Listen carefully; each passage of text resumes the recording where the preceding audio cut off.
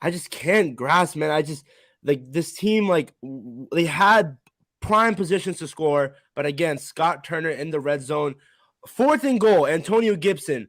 Why? Just why? You have Brian Robinson, your lead back, and you run it with AG. I can't stand Dax Milne returning a kick return, punt return. I physically just can't watch it anymore. I just want to see a touchback. That's it. And it just there's so many things wrong with this team. And I saw the tweet, and Nadi sent this to me on Twitter. We have the running back. We have the receivers. Jahan Dotson looked incredible out there. He's a rookie. Terry is a baller. Curtis Samuel is still him. Touchdown. The touchdown. And we have offensive line needs to be revamped. But at the quarterback position, it's been so bad for the past 20. The last time we had a decent quarterback, I did an interview with the man, Brad Johnson. Look, a couple months ago. That was the last time we had a stable QB, man. It is completely frustrating. We find ourselves as fans year after year finding that quarterback, and yet we still haven't found one. I'm tired of it, man. And I think what you said right there, you mentioned, I was about to say Kirk, but then you were like stable quarterback, and you're right, because with Kirk, even with Kirk, he was on a franchise tag twice. We didn't know if we were going to keep him beyond like a couple of seasons. So, I agree. I love watching this, Tyler. We see you're trolling, but we appreciate it. We appreciate it, Tyler. It's not like any of us thought we would win today. Like I think we talked about that off camera. Like none of us thought we would win. Right, Noah? I didn't think we would win either, but that's good. It's kind of funny because the troll is making a good point. Brock Purdy is never going to be a starting quarterback in this league. He's a great feel-good story. He's in a great system in San Francisco. And that's why it thrived. I think a lot of people in the comments see it too. There's never been a play so far. He's been a great game manager, but there's never a moment where like this guy can be a franchise starting quarterback. He'll be a great backup, but that shows how powerful the 49ers system is. You got some weapons, man. You got George Kittle, obviously Ayuk, Debo's obviously hurt, but he's usually there. You have Christian McCaffrey, and that's the thing. You have all those weapons, and the Niners have a great coach in Shanahan, who again used to be part of our staff. They help everybody come together and utilize their strengths. We have way too much talent. Maybe it's honestly time to think about the coaching. Think about the system. Turner is the worst offensive coordinator besides Matt Canada in the entire league. Matt Patricia, Canada, Turner, the top 3 worst coordinators in the league, defensive or offensive coordinator. So the system is already struggling.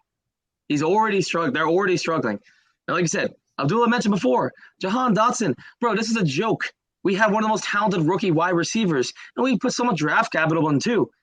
He barely gets targets unless we're absolutely down by a bazillion points like we were today, and they're forced to throw him the ball. Terry made a Pro Bowl by the skin of his teeth, and he should be a consistent Pro Bowl talent. It's not like he got hurt either. He's not made of glass. He's a consistent, healthy presence. He's like it's this DJ Moore situation where he's in a bad system. He's got way too much talent. Way too much talent. We're wasting him. And like you said, offensive line. We talked about it yesterday. As much as I hate to admit, the Giants played it right. They had faith in their linemen. But the development of our young prospects has not been great. Everyone is loving to call everybody a bust.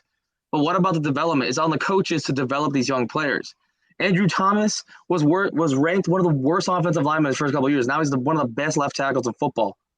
And Evan Neal, you know what happened? Even though he's not doing that great this year, and he's gotten a lot of heat, the Giants have stuck by him. They've defended him.